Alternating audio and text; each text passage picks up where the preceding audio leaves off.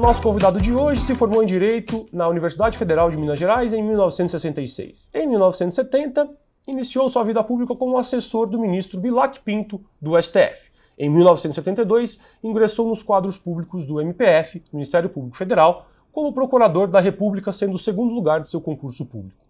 Em 1979, ainda como procurador da República, se tornou subprocurador-geral da República.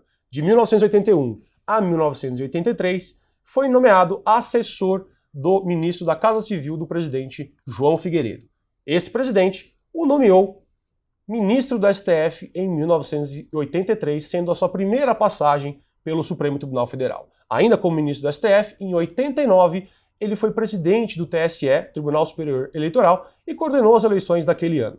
Em 1990, foi exonerado do cargo de ministro do STF e se tornou chanceler de Fernando Collor de Mello, o ministro das Relações Exteriores. Depois, 2 anos depois, em 1992, o nosso convidado voltou para o STF e se tornou ministro novamente, sendo nomeado por Collor. Ele é o único ministro da história que passou 2 vezes pelo STF, ou seja, deixou uma vez e depois voltou. Se aposentou como ministro do STF em 1997 para assumir o cargo de juiz da Corte Internacional de Justiça, localizada na Haia, nos Países Baixos, em 1997. Estou aqui com o Francisco Rezec. Professor, muito obrigado pela presença. Vamos falar de muita coisa boa aqui. Estou aqui com o segundo ministro mais novo da história da STF, apenas atrás de Epitácio Pessoa, lá em 1901, né ministro? Que entrou com 37 anos e o ministro entrou em 83 com 39 anos. Um gênio aqui ao meu lado.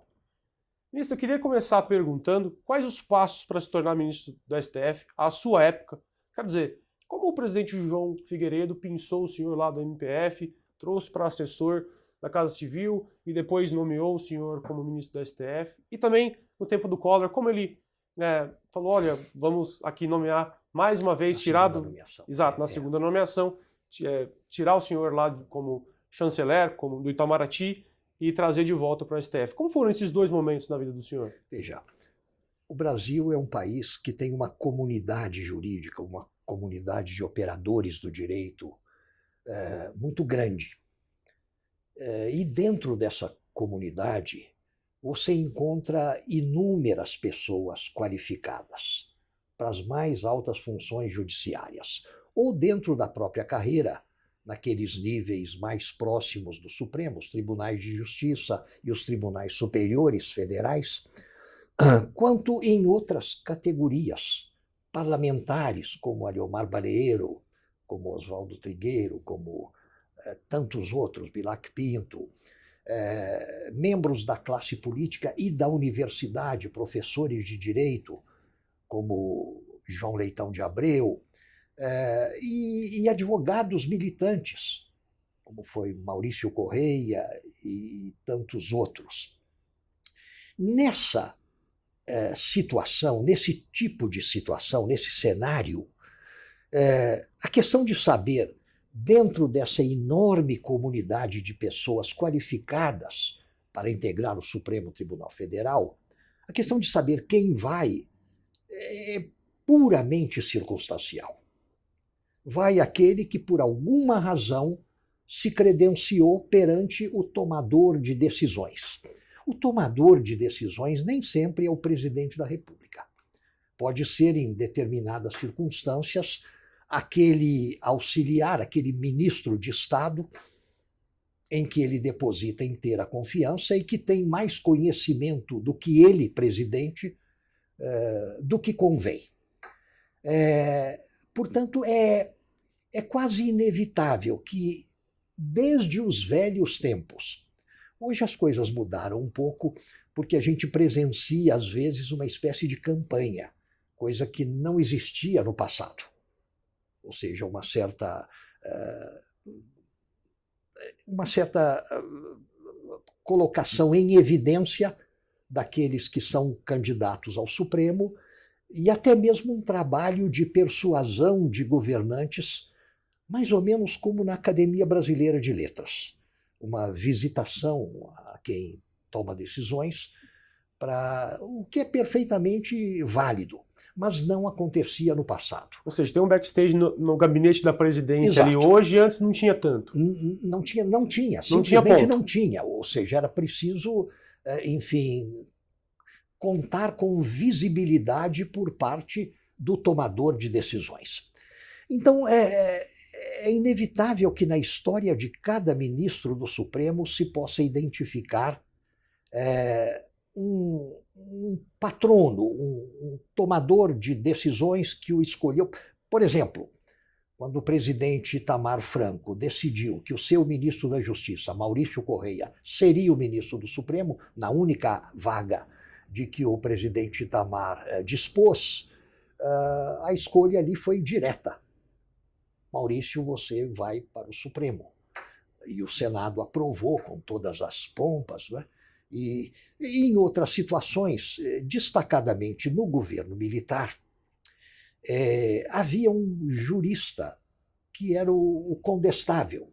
E na segunda fase do governo Figueiredo, depois que o general Golbery do Couto e Silva se afastou da Casa Civil naquela crise de 1981, assumiu João Leitão de Abreu, que então estava no Supremo. Deixou o tribunal, assumiu a Casa Civil de Figueiredo, e foi ele que conhecia o meu trabalho de procurador da República, de subprocurador-geral na época, e que contou com a minha assessoria na própria Casa Civil. Foi ele que decidiu que seria eu, depois de um certo tempo, quando se produziu a vaga do ministro Xavier de Albuquerque, levou o meu nome ao presidente e foi tomada a decisão. Quer dizer, o senhor não tinha muita proximidade com o presidente João Figueiredo? Não, com o presidente não. Mas com esse ministro, sim. Entendi. Sobretudo por conta dos tempos em que ele militou no Supremo como ministro. Certo. Né? E eu dizia na época, para todo e qualquer ministro se encontra, enfim, no background, na projeção daquilo que o sustentou para a nomeação, uma figura humana, às vezes um pouco mais do que uma. E aí, ou o ministro se orgulha de quem o indicou e anuncia isso, enfim, com toda a transparência, ou ele não se orgulha. Nesse caso, ele não ostenta. É um problema de cada um, orgulhar-se ou não de quem foi o responsável pela sua nomeação. E o senhor falou de tomador de decisões. Sim. E o senhor, pessoalmente, para tomar a decisão de, em 90, sair do STF, ir para Itamaraty, e essa decisão de sair do Itamaraty e voltar para o STF, por que isso? Né? O que ocorreu que, olha, eu não quero mais ser judiciário, eu não quero mais ser ministro aqui do STF, vou ser chanceler. Era um sonho? Veja, a decisão de deixar o Supremo, quando eu estava na iminência de assumir a presidência do Supremo, sim, nós estávamos sob a presidência do ministro Nery da Silveira, após cujo mandato seria eleito o ministro Jarbas Passarinho, o ministro Aldir Passarinho, que por força do implemento de idade, ficaria apenas um mês e pouco na presidência. E aí seria a minha vez. Foi uma decisão muito difícil, mas eu senti que se dissesse não, a minha família era contra, vários amigos meus eram contra, mas eu senti que se dissesse não, eu estaria, enfim, decidindo em função do medo. O medo de perder a minha vitaliciedade, o medo de perder o meu salário, que era melhor do que o de um ministro de Estado, o medo de me expor a determinada linha crítica, e o meu horror pela ideia de decidir em função do medo me motivou a aceitar. Era uma aventura e até hoje, não sei, eu não me arrependo. Foi um período, enfim, eu convivi com o Itamaraty do modo mais saudável possível, porque todos lá eram meus amigos ou tinham sido meus alunos. Todos os mais jovens tinham sido meus alunos no Rio Branco e continuaram sendo meus alunos no Rio Branco nos anos subsequentes. E os mais velhos, que não tinham sido alunos meus, os da geração do Rio Branco no Rio de Janeiro, esses ou tinham sido examinados por mim no curso de altos estudos, ou tinham alguma relação de amizade comigo por outras circunstâncias vinculadas à minha própria presença no Itamaraty por força das salas de aula do Instituto Rio Branco. Foi, então, uma experiência gratificante. Quando eu saí, o presidente Fernando Collor, enfim, fez aquela mudança no ministério, saímos, então, veja bem, Jarbas Passarinho da Justiça, José Goldenberg da Educação, o professor Lutzenberger já tinha saído um pouco antes, eu próprio saí, e nessa ocasião, como o ministro Célio Borja, do Supremo, aceitou assumir o Ministério da Justiça, sucedendo a Jarbas Passarinho, Pagou o cargo. Abriu-se aquele cargo para o qual ele me convidou, de modo que eu voltasse ao Supremo depois de 2 anos e alguma coisa de permanência no governo, e num governo naturalmente marcado pelas suas circunstâncias políticas, mas sendo que o Itamaraty é exatamente aquele ministério impermeável à política, às coisas da política, às influências, aos pedidos, aos arranjos. Mais autônomo. O Itamaraty é extremamente estanque aí, e autossuficiente, de modo que as decisões ali se tomam em função de uma tradição de profissionalidade que a casa nunca perdeu. Digamos que houve um breve hiato ao tempo da gestão de Ernesto Araújo, nos primeiros meses do governo Bolsonaro.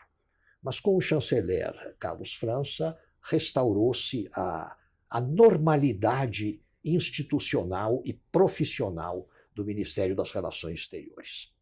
Interessante, porque nessa época, vou pegar aqui a década de 90, né? E aqui entrando num tema mais voltado ao STF de hoje. Hoje a gente sabe que o STF tem um perfil um pouco mais garantista, digamos, progressista, né? E naquela época existiam os progressistas também, existiam os garantistas também, mas poderíamos encher uma mão, assim, do ponto de vista de ministros mais conservadores. Eu vou citar alguns aqui, Nery da Silveira, Moreira Alves, Sidney Sanches, Otávio Gagliotti, o Mar Galvão, todos foram ministros com o senhor no STF. E tinham um perfil mais conservador, claro que do ponto de vista da época. E eu estou falando aqui de 1996, 95. Por que o senhor acha que hoje o número de ministros mais conservadores é quase inexpressivo? Veja, isso tem a ver com a evolução do tribunal ao longo do tempo e com o fato de que, enfim, inaugurou-se no tribunal aquilo que os analistas do direito chamam de neoconstitucionalismo. O uso do poder que tem o Supremo Tribunal Federal brasileiro, mais do que qualquer outro. Veja bem, nenhuma constituição neste mundo, em nenhuma época da história, deu tanto poder aos trabalhadores do direito, e destacadamente aos juízes e ao Ministério Público, quanto a Constituição Brasileira de 88. É sempre bom lembrar, porque os leigos não prestam atenção nisso, mas a justiça como um poder habilitado a censurar os outros 2 poderes, os poderes políticos, habilitado a caçar atos do governo em nome da lei, e até mesmo do Congresso em nome da Constituição, isso é uma coisa, enfim, que a maior parte do mundo desconhece por inteiro. Isso foi teorizado pelo Barão de Montesquieu na França do século XVIII, mas jamais aplicado na Europa.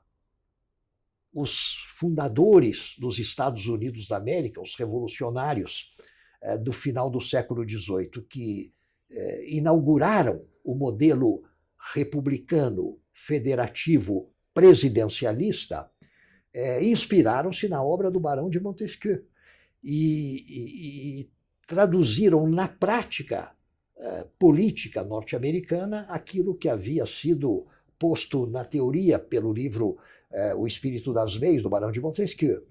O Brasil, 100 anos mais tarde, por obra dos fundadores da República, Rui Barbosa, Benjamin Constant, Quintino Bocaiúva e outros, o Brasil adotou o modelo norte-americano, mas com o passar do tempo levou este modelo às últimas consequências. Eu posso lhe falar um pouco mais sobre isso depois, mas por que é que é possível dizer que não há hoje, e nunca houve, em parte alguma, um organismo judiciário tão poderoso quanto o Supremo Tribunal Federal do Brasil? Agora, quanto à divisão entre conservadores e progressistas, é preciso lembrar que ela existia. Ela hoje parece um tanto diluída, mas ela existia ao tempo do governo militar, veja bem. Quando o tribunal funcionava sob o guarda-chuva do ato institucional número 5, quando o habeas corpus foi banido da nossa ordem jurídica em casos envolventes da segurança nacional. Mesmo naquela época, havia conservadores, e eram provavelmente a maioria numérica, mas havia os progressistas, os arejados. E quem eram eles? Eram os egressos da banda de música udenista na política nacional.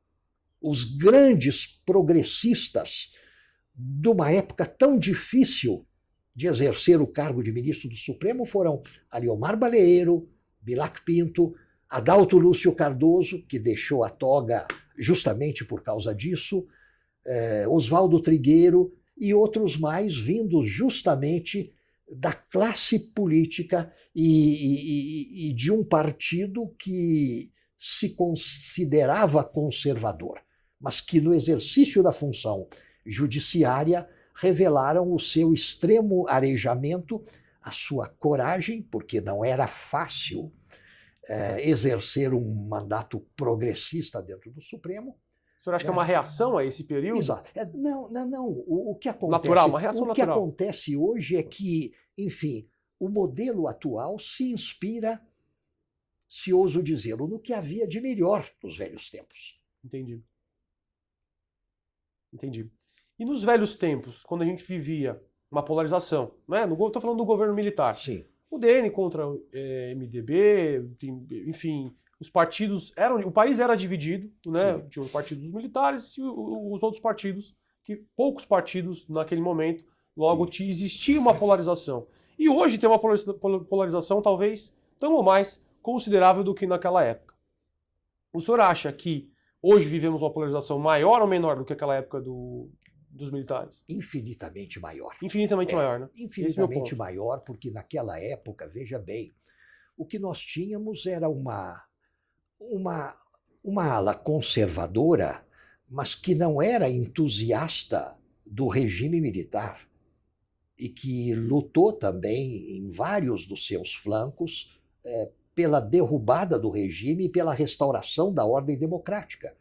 O que começou, diga-se de passagem, nos últimos dias do governo Ernesto Geisel, quando ele revogou o ato institucional número 5 e cedeu o poder, transferiu o poder a João Figueiredo, já sem o AI-5, ou seja, dentro da perfeita ordem constitucional, mas ainda com os resquícios, com o rescaldo do regime militar, certo. Porque a eleição foi indireta, decidida, em última análise, pelo alto comando das Forças Armadas, e episódios que nos lembravam os tempos mais sombrios aconteceram. Foi o caso da bomba do Rio Centro, foi o caso da bomba do Rio Centro e da ocultação da responsabilidade pela bomba. Eu não sei o que foi mais escandaloso aí, a bomba explodir nas circunstâncias em que explodiu, ou aquela mistificação que se sucedeu ao episódio, ao atentado, quando se tentou, enfim, passar ao povo uma versão falsa que todo mundo sabia que era falsa. Não havia uma única criatura neste país, mesmo dentro do palácio, que acreditasse naquilo. Pois bem, numa polarização maior do que naquela época, o senhor acha que é mais difícil de um juiz exercer a sua função contra-majoritária? Para quem está nos ouvindo e não é do direito, a função contra-majoritária de um magistrado é aquela, o magistrado muitas vezes se vê na posição de não ceder às massas, né? De não ir com as massas e julgar de acordo com a Constituição, de acordo com a lei, né? Mesmo contra-majoritariamente. E hoje nós temos uma polarização enorme, né? O juiz, ao exercer sua função contra-majoritária contra um lado, está indo a favor de outra massa. O senhor acha que é mais difícil? Qual que é a peculiaridade de hoje de um magistrado poder exercer essa função contra-majoritária? Veja, o Brasil vive uma rachadura, uma fratura que nunca foi tão intensa, tão pungente em nenhum momento do passado. As famílias se dividiram. Pais e filhos não se entendem. Grupos de WhatsApp. Exato. Há uma hostilidade recíproca sem precedentes. É verdade que, sem precedentes no Brasil, é verdade que lá fora acontece em alguns países algo semelhante. Talvez não com tanta agressividade, com uma natureza tão tóxica quanto essa fratura se opera no Brasil. E isso repercutiu sobre o Supremo. Mas o curioso aí é que repercutiu de modo oscilante. Enfim, o tribunal padece dos efeitos da fratura, ele reflete em certa medida a fratura, mas não de modo uniforme. Há alguns integrantes do tribunal que nós não sabemos exatamente de que lado estão, porque as suas posições oscilam. Isso, de qualquer maneira, faz com que o tribunal deixe de dar ao país aquilo que é a sua prestação mais importante, a segurança jurídica, a certeza de que o ordenamento jurídico, tal como existente e encabeçado pela Constituição de 88, vai prevalecer. O primado do direito é uma garantia constitucional que o tribunal deveria materializar nas suas decisões. É verdade que a própria ideia de um neoconstitucionalismo, onde a Constituição se constrói por obra do tribunal, justifica em certa medida isso. Mas eu ficaria um pouco mais reconfortado se as decisões do tribunal não fossem tomadas com tanta frequência por 6-5. Ou por 5-4, quando há, por exemplo, 2 impedimentos ou algo assim. Veja, nos meus 9 anos de mandato na Corte da Haia, eu convivi com outros 14 juízes de países diferentes, de culturas diferentes, de formação diferente, todos versados em direito internacional, mas representativos de ordens jurídicas não muito semelhantes. Havia um juiz chinês, um juiz da Libéria, um juiz de Madagascar, um juiz dos Estados Unidos da América. Eram coisas muito diferentes. E não obstante, e apesar disso, nós tomamos durante o tempo todo decisões unânimes ou quase unânimes em torno daqueles casos politicamente mais polêmicos, como o do muro na Palestina, como o do atentado de Lockerbie, como do contencioso entre Irã e Estados Unidos da América. Enfim, isso é algo admirável, que pessoas tão diversificadas na sua personalidade chegassem a um consenso em torno de temas tão difíceis. É penoso por isso você ver o Supremo decidir por 6-5 coisas que são importantes, são vitais, às vezes, para o encaminhar da ordem jurídica do Brasil. E veja bem, nos casos que envolvem interesses privados, interesses particulares, pense na situação daqueles cuja posição, cujo direito, cujo interesse perdeu por 5 contra 6. Como é que fica a cabeça dessas pessoas quando se dizem 6 daqueles 11 cidadãos foram contra, mas 5 foram a favor? É justo que eu perca? Enfim, essa divisão do tribunal é algo triste para a imagem do tribunal e descredencia, de algum modo, a Corte Suprema perante, sobretudo... Como o senhor fazia? Quer dizer, tirava um pouco o ego de lado, sentava, conversava no backstage e alinhava as posições? Como é isso? Isso tem muito a ver, não há dúvida, você tocou no ponto. Isso tem muito a ver com a visibilidade do debate no Supremo Tribunal Federal. Enfim, os leigos não sabem disso também. Mas este é o único país do mundo onde o debate judiciário, a discussão da matéria em julgamento, é aberta ao público. TV Justiça. Não, antes mesmo já era aberto ao público, porque as portas do Supremo estão abertas a quem vai lá. Agora, como nem todo mundo vai lá, foi a partir do momento em que a TV Justiça passou a exibir o debate ao país inteiro... Pouco tempo depois que o senhor saiu, né? Foi. A entrar na casa das pessoas, né? A partir daí nós tivemos então uma transparência que tem efeitos altamente positivos. Isso educa, isso ensina, isso, enfim, é uma prova de efervescência democrática do debate jurídico. Permite a existência do STF em Mas isso mas isso, veja bem, isso tem o grave inconveniente de eliminar as vantagens do debate a portas fechadas, como acontece na Haia, como acontece em São José da Costa Rica, como acontece em Estrasburgo, nas cortes internacionais, mas como acontece também nas cortes nacionais, da Corte Suprema Americana, ao Tribunal de Otago, na Nova Zelândia. Enfim, o debate é sempre fechado.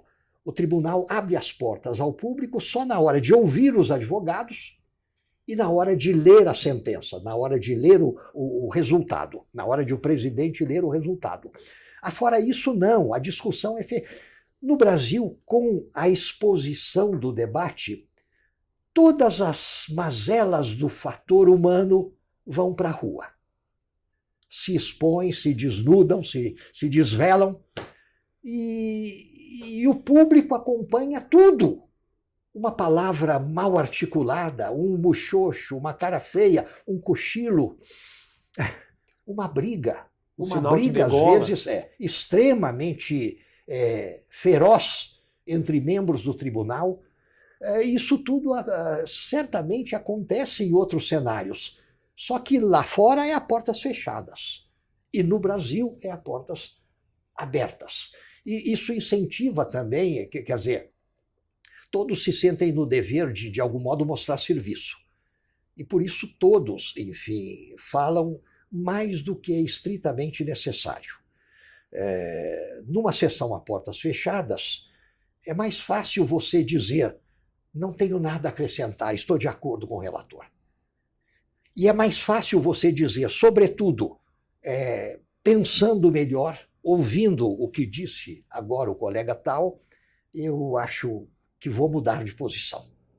E assim se compõem as unanimidades, os consensos, ou pelo menos as decisões por ampla maioria, com 1 ou 2 votos vencidos, como seria extremamente melhor para a imagem do tribunal e para o seu prestígio junto à sociedade brasileira. Então não há dúvida, a exposição, que é um fato exclusivamente brasileiro, é responsável por muitos dos inconvenientes dessa mostra ao público externo daquilo que se passa nas entranhas do tribunal à hora do debate.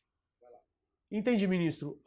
Antigamente a expressão o ministro só fala nos autos, o juiz só fala nos autos, era mais comum. O senhor acha que atualmente os ministros deveriam seguir mais essa expressão do juiz só falar nos autos, ou seja, falar menos na mídia e falar mais nos autos? Eu acho que o juiz só deve falar fora dos autos para explicar aquilo que foi decidido, para informar a sociedade, para informar o povo brasileiro sobre, por exemplo, aquilo que está em julgamento, aquilo que vai ser julgado, mas nunca adiantando posições, é claro. E acho também que o adiantamento de posições fora daquilo que é da competência do tribunal para fins de julgamento é algo inconveniente. Mas veja como as coisas são irônicas. Mesmo que adotássemos com rigor a velha máxima do juiz que só fala nos autos, eu tenho visto algumas coisas ditas nos autos e que comprometem grandemente a isenção dos juízes. Têm sido tomadas decisões, Por exemplo, diversos casos recentes, que revelaram as entranhas ideológicas deste ou daquele juiz. Juízes propriamente ditos ou juízes impropriamente ditos, como os membros do Tribunal de Contas da União. Você vê, vez por outra, nos autos, por escrito, coisas que se distanciam brutalmente daquilo que se espera que seja a compostura, a isenção de um magistrado ou de um membro de um órgão judicante extravagante como o CAD, o Tribunal de Contas e outros mais, onde se espera sempre a visão desapaixonada do caso, dentro ou fora dos autos. Então para resumir, eu não acho que se voltássemos à velha bitola do o juiz só fala nos autos, eliminaríamos o problema. Não. entendo. O juiz deve falar nos autos com compostura, com correção, com saber jurídico que se espera dele, e pode falar sim fora dos autos sempre que se trate aí de informar a sociedade, informar o povo brasileiro sobre o que vai ser decidido, o que está em jogo e, sobretudo, esclarecer no caso dos julgamentos que, de algum modo, podem provocar alguma estranheza em algum setor da sociedade. É de extrema importância que a presidência do tribunal explique aquilo que foi decidido e as razões, na linguagem dos leigos, daquela decisão. Veja um exemplo disso, ocorrido em 1989, quando eu presidia o Tribunal Superior Eleitoral. Quando a candidatura, a súbita, inesperada candidatura Silvio Santos à presidência da República, substituindo um candidato de nome Armando Correia, num partido de nome Partido Municipalista Brasileiro. Candidatura icônica, né? Quando isso aconteceu, quando o tribunal, por sete vozes, disse que o partido estava em situação irregular, foi necessário esclarecer, sobretudo porque 3 dos 7 ministros resolveram, 4 na realidade dos 7 ministros, disseram algo além daquilo que se referia ao Partido Municipalista Brasileiro e à sua situação irregular. Foram também ao tema constitucional e disseram que, por conta da regra relativa à inelegibilidade dos diretores, dos responsáveis pelos grandes meios de comunicação, ele seria também inelegível. Eu não precisava votar na minha condição de presidente. O que eu fiz foi não um voto, mas um esclarecimento, dizendo a todos o seguinte: há pessoas que quereriam votar em Silvio Santos e que hoje se perguntam por que esse partido que parecia bom até ontem para sustentar a candidatura de Armando Correia não é bom hoje para sustentar a candidatura a Silvio Santos? Por que essa irregularidade só foi descoberta agora? E aí era preciso explicar, como de fato foi explicado a todos, que a Justiça Eleitoral, apesar de ter responsabilidades gerenciais que nenhuma outra justiça tem, e de ter até mesmo responsabilidades legislativas por delegação do Congresso. Resoluções. Mas ela é, acima de tudo, justiça. É uma instituição judiciária e não age ex officio. O TSE não é um xerife. Precisa ser provocado. Ele precisa ser provocado. Então, por que essa irregularidade desse partido não foi descoberta até hoje? Porque ninguém provocou. E agora, 3 ou 4 ou 5 partidos provocam simultaneamente. Agora, se você faz essa pergunta já não jurídica, mas política, por que ninguém antes provocou? Ora, porque ninguém antes prestava atenção à candidatura de Armando Correia. A coisa era de uma simplicidade extraordinária. Os holofotes, quando viu... E foi também, e foi dada uma outra explicação, ainda da cadeira presidencial do TSE, foi dada uma outra explicação. Pode haver brasileiros, certamente há brasileiros que gostariam de votar em Silvio Santos para presidente da República e que devem estar aí aborrecidos porque a candidatura dele é frustrada por um fator cartorário, a irregularidade do partido. Do registro. Aí a esses eu disse, tranquilizem-se. Se não fosse a candidatura seria de todo modo inviável por força da norma constitucional relativa à inelegibilidade dos capitães da rede televisiva.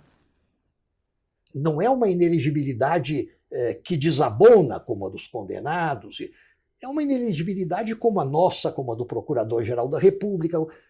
Enfim, é uma inelegibilidade resultante do poder, da dignidade, da função de algumas pessoas. Fere a igualdade ali. Que justamente colocaria esse candidato em desigualdade de condições em relação a todos os outros. Na época não havia reeleição, portanto, a igualdade absoluta de condições era uma necessidade. Enfim, para isso, o juiz pode falar fora dos autos. Pode e deve? Pode e deve. Porque se as pessoas não estão entendendo o que a justiça decidiu, é dever dela explicar isso. Essa divisória, essa modificação do comportamento da justiça em relação ao público, em relação à opinião pública, eu diria que aconteceu naquele ano de 89, quando tínhamos como secretário de imprensa do TSE o jornalista Irineu Tamanini, que tinha várias ideias a respeito da comunicação com o público e que dizia o seguinte: o jornalista precisa da notícia, ele precisa do fato. Ele se alimenta disso, é o seu trabalho. Se nós negamos ao jornalista a informação, ele vai procurar alhures, vai inventar alguma coisa da cabeça dele e não será boa coisa. Melhor, né? E não será boa coisa. Então, o jornalista Irineu Tamanini inaugurou naquele ano no TSE uma nova prática. Antes, a função dos assessores de imprensa, quando existentes, era não prover a imprensa de notícia nenhuma. Era simplesmente esperar que os jornais publicassem coisas negativas e consolar os membros do ministro. Que coisa chata, que jornal irritante. Não é para isso que existe uma assessoria de imprensa, santo Deus. Então, houve sim essa... Irineu Tamanini, depois que eu deixei a presidência do TSE e fui para o Itamaraty, tornou-se assessor de imprensa do Supremo Tribunal Federal, depois do Conselho Federal da Ordem dos Advogados do Brasil, depois do Tribunal Superior de Justiça. Enfim, foi uma carreira muito bonita e muito bem começada por força dessa ideia. É preciso informar, porque de outro modo, enfim, nós nos eclipsamos, nós nos fechamos hermeticamente, e o que vai sair sobre a função judiciária na imprensa certamente não será nada de bom, até porque eles não têm nenhum dever e nenhum interesse mesmo em fazer a nossa boa imagem. Por que fariam isso? Ministro, hoje a gente vive numa... Eu queria voltar um pouquinho na questão do ativismo, né? Que hoje está muito em voga no nosso país, o ativismo dos ministros, sobretudo na cultura de decisões monocráticas, né? Muitos autores chamam de ministrocracia. Hoje, o ministro decide, nem sempre o ministro decide em nome do STF, do colegiado, do plenário. É claro que vieram ferramentas interessantíssimas para decidir mais em plenário, como a sessão virtual, o plenário virtual. Sim. Isso é interessantíssimo, porque também são tantas matérias que chegam ao STF, sim, não dá para decidir tudo em plenário. E o plenário virtual ajuda isso. Né? E o que o senhor acha dessa forma? Por que a coisa se intensificou tanto? Né? Eu acho que é um pouco pelo que o senhor disse já, né, em relação aos ministros quererem aparecer, quererem tomar mais as suas posições sozinhos. Me parecem várias ilhas num oceano chamado STF. 11 ilhas num oceano chamado STF. O senhor acha que isso é bom para o nosso judiciário? É bom para o nome do nosso judiciário? Ou deveria mudar? Deveriam afetar mais ao plenário? Veja, há cerca de 3 anos eu dei ao Correio Brasiliense uma entrevista que saiu como matéria de capa, com ilustrações e tudo, e onde o título é: o Supremo é hoje um arquipélago de 11 monocracias. Essa palavra me soa mal, essa palavra me irrita. A expressão decisão monocrática me irrita. Não é isso que se espera de um colegiado. Sobretudo, não é isso que se espera de um colegiado com tanto poder como tem o Supremo Tribunal Federal. Vá lá ver se no nosso modelo, a Corte Suprema norte-americana, você encontra essa extravagância que é a decisão monocrática. Isso, primeiro, dá ao monocrata, dá ao ministro monocrata sorteado ali para relatar o processo, um poder individual incompatível com a colegialidade que deve marcar o tribunal. Isso, de um certo modo, constrange os demais, porque é difícil desautorizar. É difícil desautorizar. Você ouve frequentemente esse tipo de queixume. Olha, eu teria feito diferente, mas não vou desautorizar o colega. Eu não teria tomado esse caminho, mas não... Enfim, o ministro Marco Aurélio, às vezes, sim, dizia expressamente do seu desconforto com isso. E teve por 2 vezes decisões monocráticas cassadas pelo presidente. Uma daquelas do PCC, quando ele liberou o cara do PCC, o Toffoli foi lá e revogou a decisão monocrática dele. Foi. Enfim, mas é isso, nós não deveríamos... A ideia do arquipélago, veja bem, a ideia do arquipélago é antiga. Eu já disse isso nos anos 80, Sepúlveda Pertence disse isso nos anos 90, repetidamente. Nós somos 11 criaturas com formações diferentes, com históricos diferentes, todos perfeitamente qualificados, mas com uma estrutura de pensamento diferente, com ideologias um pouco diferentes. Agora, nós nos sentíamos, sim, um colegiado, porque estávamos ali reunidos pelo propósito comum de fazer o melhor na interpretação jurídica da Constituição do Brasil. Eu disse uma vez, na posse do ministro Galotti como presidente, o nosso único propósito e o nosso único dever é encontrar na lei, que não é obra nossa, um meio de tratar a todos com justiça. É um propósito extremamente simples. Mas, enfim, nós tínhamos, na época, uma coesão maior. E o que acontece atualmente é que o arquipélago, que sempre foi o Supremo Tribunal Federal, no sentido de que cada um tinha, sobretudo, havia diferenças grandes em matéria de metodologia de trabalho. Sempre houve no Supremo ministros capazes de dizer em 5 minutos algo que outros demandavam 1h30, e capazes de escrever em 1,5 páginas algo que outros reclamavam aí dezenas de páginas.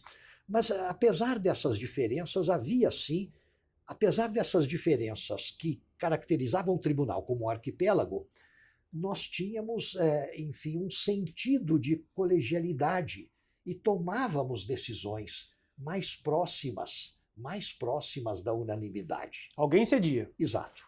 Alguém cedia, tomávamos decisões mais próximas da unanimidade, mais próximas do consenso. O que hoje perturba a colegialidade é justamente essa possibilidade da tomada de decisões individuais, decisões singulares, eu dizia na época. Hoje chamam de monocráticas, o que dá uma particular antipatia à palavra, né? Enfim, mas não há dúvida disso. O Supremo se aproximaria mais dos anseios coletivos se ele fosse mais colegial, se ele fosse mais uma comunidade de julgadores e não um arquipélago. O senhor incluiria aí a possibilidade de, segundo o regimento interno da STF, que é antes da Constituição Federal, poder investigar? O ministro poder investigar? Como o inquérito da fake news, instaurar o inquérito? Não. Eu acho, e nunca neguei, acho que aquilo foi um erro. O ministro Marco Aurélio, que estava em exercício na época, o disse claramente. Os outros não sei se manifestaram. A história do inquérito do fim do mundo, né? O inquérito do fim do mundo. Eu disse já sobre isso. Foi, sem dúvida, um erro. Não foi uma decisão sábia. Agora, é difícil voltar atrás em certos níveis de autoridade e em certos cenários. A dificuldade de voltar atrás tem muito a ver com a monocracia, tem muito a ver com a transparência. Certo. Faz todo sentido. E hoje, Paulo Brossard, o senhor dividiu o plenário com o Paulo Brossard? Não, né? Sim. Ele, eu diria que ele nos rogou uma maldição com o livro dele sobre o impeachment. Sim. Que ele conclui que ele explica o que é o impeachment, né? E ele acaba concluindo que aquilo nunca seria usado no país, né? E nós já tivemos 2, mas nunca tivemos de um ministro do STF. Sim. O senhor acha que na conjuntura que a gente está hoje, não que a gente esteja próximo, mas nunca estivemos tão próximo com relação ao passado de acontecer isso com o ministro do STF? Porque eu ouço muito esse burburinho. O ministro Brossard, no livro, era o único volume de doutrina sobre o instituto do impeachment. Tão pouco se falava nisso, tão pouco se acreditava que isso pudesse acontecer no horizonte das possibilidades, que ninguém, senão o ministro Paulo Brossard, senador ainda na época, escreveu um livro sobre o impeachment. E ele conclui isso, é algo que está lá como uma ferramenta preciosa dentro da Constituição. Mas não é para ser usado. Na prática, isso não... Porque sangra, né? As instituições sangram. Exato. E até porque nós temos o modelo norte-americano. E temos essa história de essa história de jejum em matéria... Se bem que nos Estados Unidos da América já se esteve próximo do impeachment do presidente da República, que o levou à renúncia, no caso de Richard Nixon, e estivemos próximos também do impeachment de um ministro da Suprema Corte, de um justice da Suprema Corte americana, Abe Fortas, que também renunciou antes que o Senado, enfim, cumprisse ali um ritual de impeachment que era provável. Mas, enfim, ao dizer, na época, o que disse o ministro Brossard, projetava esse sonho de que a ferramenta constitucional do impeachment nunca fosse necessária. E essa profecia, então, não correspondeu ao destino do Brasil. Com relação à presidência. E agora, com o impeachment da senhora Dilma Rousseff, com o impeachment do presidente Collor primeiro, e depois com o impeachment da senhora Dilma Rousseff. Nada jurídico os dois, né? Eu concluí o seguinte: a definição constitucional de crime de responsabilidade do presidente da República é de uma plasticidade inacreditável. É o que o parlamento falar. Exato. Crime de responsabilidade, na verdade, é aquilo que o Congresso Nacional disser que é crime de responsabilidade. Portanto, Fernando Collor não foi julgado por um problema lá de um veículo, por sinal, de mediana qualidade, e Dilma Rousseff não foi julgada pelas chamadas pedaladas, não. O Congresso resolveu julgá-los politicamente e impedi-los com base no conjunto da obra, com base nos sentimentos que se generalizaram no Congresso a respeito do comportamento do exercente do cargo de presidente da República. Mas de acordo com as regras do jogo da SOSEP. Exatamente de acordo. Então, o que você pode concluir aí não é que não houve golpe parlamentar no impeachment de Collor, nem golpe parlamentar no caso do impeachment de Dilma. Mas os dois episódios deixaram claro que o conceito de crime de responsabilidade do presidente da República é algo a ser determinado politicamente pelo Congresso Nacional em função do conjunto da obra. E aquilo que articulam ali como motivo concreto, as pedaladas, por exemplo, é apenas um pretexto para o julgamento pelo conjunto da obra. A nossa história prova isso. E o senhor acha que nunca tivemos tão próximo de um impeachment do ministro do STF, de um ministro do STF da história, que nunca aconteceu? Nunca aconteceu e nunca foi, veja bem, nunca foi cogitado antes. Agora, veja, o que me impressiona é o fato de que certas postulações de impeachment de ministros do Supremo Tribunal Federal partiram não de um membro do Congresso, não de um particular, não de um advogado, mas de figuras como o ex-procurador-geral da República, Cláudio Fonteles. Creio que o ex-advogado-geral da União, Álvaro Ribeiro da Costa. Enfim, aí as coisas se tornam realmente emblemáticas. Nós estamos diante de solicitações de processo de impeachment contra membros do Supremo Tribunal Federal por obra não de aventureiros, por obra não de pessoas desejosas de 15 minutos de visibilidade, mas por obra de cidadãos credenciados pelo seu passado, pela sua história, no exercício da função pública. E no exercício da função pública não política, não parlamentar, porque aí também se encontra de tudo dentro do parlamento, mas pessoas credenciadas pelo exercício de um cargo público da altitude daquele do Procurador-Geral da República. Não há dúvida de que nunca estiver. Eu duvido que aconteça. Eu prefiro acreditar na restauração da calma e da paz dentro do tribunal. E da quebra da sua vocação monocrática e arquipelágica em prol da colegialidade. Precisa, né? Talvez ajude. É preciso, eu acho que pelo próprio instinto de sobrevivência, o Supremo vai se dar conta disso antes que aconteça esse grande traumatismo que seria o impeachment de um ministro do Supremo. Mas que nunca estivemos tão próximos disso, não há dúvida. É isso. Em nenhum momento do passado se questionou o cenário foi esse. Certo. Ministro, nós estamos nos encaminhando para o final da nossa conversa. Sim. E eu sei que juízes têm as suas idiosincrasias, suas ideologias, é um ser humano. como todo outro, e não é uma máquina. No entanto, o senhor acredita que ministros do STF, se o senhor quiser não citar nomes, não tem problema, tem partido político?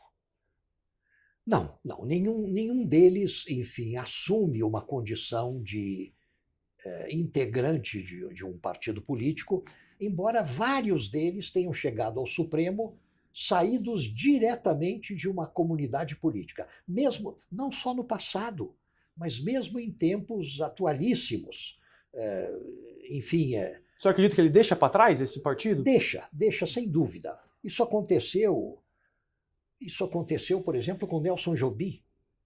Enfim, até porque a feição partidária de Nelson Jobim foi múltipla. Ele participou de governos diferentes, ele teve filiações, enfim, políticas diferentes, mas foi durante o tempo em que exerceu o seu cargo de ministro do Supremo, foi um grande magistrado e um grande presidente do Supremo.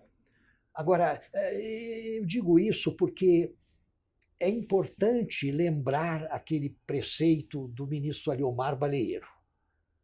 Triste seria o Supremo se ele fosse apenas um fim de carreira para juízes de carreira. É claro que os juízes de carreira sempre estarão lá. E em muitos momentos eles foram maioria numérica. Mas não deveria absolutamente haver, como não há nos Estados Unidos da América, essa reserva de mercado desejada por um ou outro magistrado. Não. O Supremo terá sempre juízes de carreira federais e estaduais na sua composição, mas ele é uma casa aberta a quem revele esse notável saber jurídico e essa reputação imaculada que a Constituição exige. E a contribuição que o Supremo, ao longo da sua história, teve de ministros e ministras vindos de outra coisa que não a carreira judiciária, foi extraordinária, sobretudo nos momentos mais difíceis da história do tribunal, aqueles em que o tribunal conviveu com o regime militar e com o império do ato institucional número 5. Quer dizer, se fossem só juízes de carreira, o senhor acha que o STF não andaria para frente? Teria sido muito menos glorioso do que foi. Até porque juízes de carreira também se corrompem, né? A gente sabe de alguma outra história que acontece também. Então, assim, não sei se... Tudo é possível aí. Mas, enfim, a vocação para a inovação não é menos comum nem mais comum em juízes de carreira do que daqueles outros saídos da advocacia, da academia e mesmo da política. Perfeito. E do Ministério Público, como eu.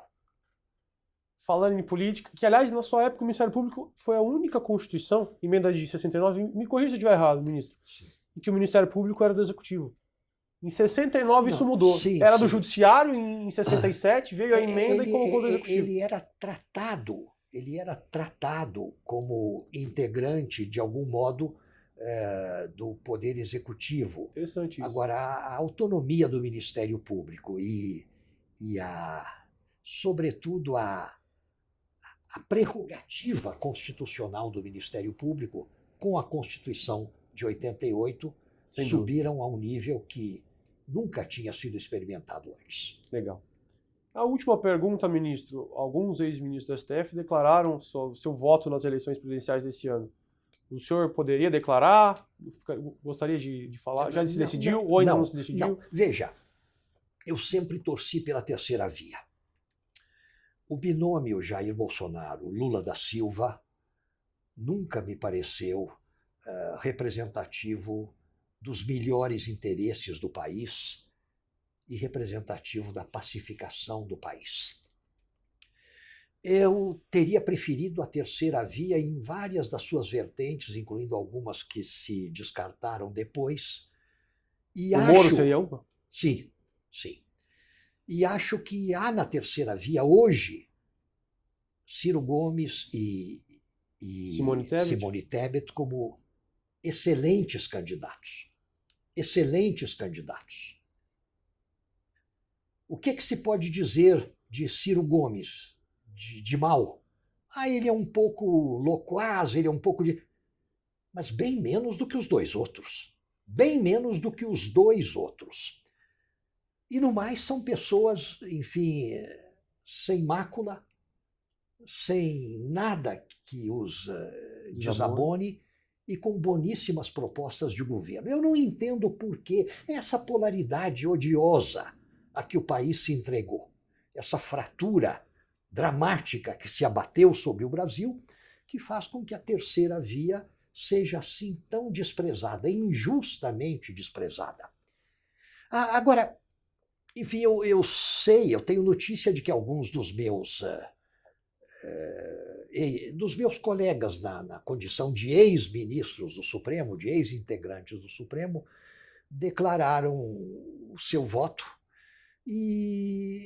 Só que eu acho que há aí um problema de lógica.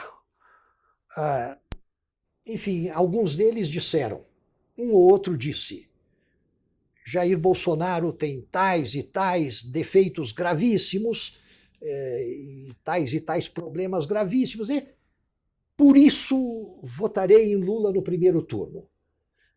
Isso será citado no futuro pelos professores de lógica como um modelo perfeito do non sequitur. É uma conclusão que não decorre da premissa. Eu não declararia voto. Eu estou muito preocupado, ainda desejoso de que, mesmo que na última hora, a terceira via cresça, seja com Ciro, seja com Simone, e tenhamos uma possibilidade de descartar os dois principais candidatos. Se isso não acontecer, eu sinceramente não sei o que farei. Não sei o que farei. Eu tenho no ex-governador Geraldo Alckmin um amigo pessoal. Mas não sei se isso deveria ser determinante, né? Quer dizer, se deixamos de lado o cargo de presidente da República e vamos para o vice, aí não há dúvida nenhuma de que a candidatura a Alckmin é ciclopicamente superior em tudo à candidatura do general Braga Neto. Mas eu não sei, ainda não sei. Alguns me dizem, vote então no Alckmin para vice-presidente e se o Lula vier no pacote, paciência. Bom, eu não sei, ainda não sei. No segundo turno vai ser pior ainda, então. Mas de qualquer maneira, eu não daria uma declaração, eu não faria o que alguns dos meus colegas fizeram. Certo. Ministro, muito obrigado pela atenção. Eu lhe agradeço. Foi ótimo te receber aqui, foi ótima conversa. Genial, como sempre. Muito obrigado.